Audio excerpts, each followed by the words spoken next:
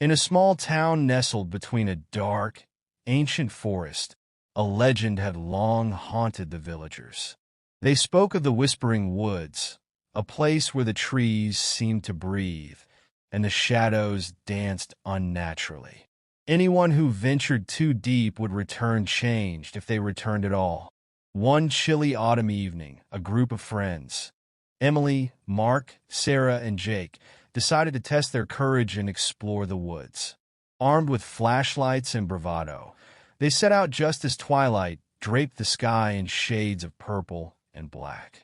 The air was thick with an unsettling stillness, broken only by the crunch of leaves beneath their feet. As they entered the forest, a sense of dread crept over them. The trees loomed tall and twisted, their branches like skeletal hands reaching for the sky. As they walked deeper, the whispers began. At first, they were faint, barely audible. They sounded like hushed voices weaving in and out of the wind, but soon they became clearer. "Turn back," they said. "Leave this place." Mark, trying to lighten the mood, laughed nervously. "It's just the wind," he insisted. But the others were silent, unease settling heavily in their stomachs. They pressed on, drawn by a curiosity that overshadowed their fear. The deeper they went, the darker it became. Their flashlights flickered, casting eerie shadows that seemed to shift and pulse. Suddenly, Sarah screamed, pointing ahead. There, among the trees, stood a figure, a gaunt silhouette with hollow eyes. It seemed to flicker in and out of existence, like a dying flame. "Did you see that?" Jake whispered, his voice trembling. But when they looked again, the figure was gone. The whispers grew louder, echoing off the trunks like a dark symphony. "Stay with us. You're not alone." Panic surged, and the friends turned to leave, but the forest shifted around them. The path they had taken vanished, replaced by an endless maze of trees. They stumbled forward, but the whispers surrounded them, growing more insistent. "Join us. Forever."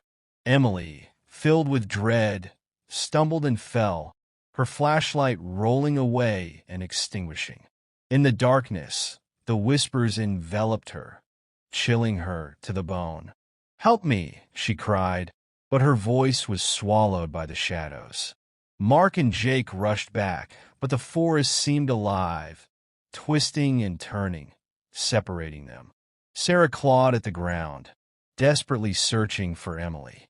"We have to go," Jake shouted, pulling Mark away as they heard Emily's voice, now distorted and ethereal, calling to them from the depths of the woods. "Stay with me." They ran, panic fueling their flight. But the woods fought back, roots and branches grasping at their legs. One by one, they fell, pulled into the darkness as the whispers crescendoed into a cacophony of despair. Hours later, the villagers awoke to find the friends missing. They searched the outskirts of the Whispering Woods, but found no trace. Only the sound of the wind rustling through the trees, whispering their names, inviting, enticing, claiming. Days turned into weeks, and the town moved on, but the woods never forgot.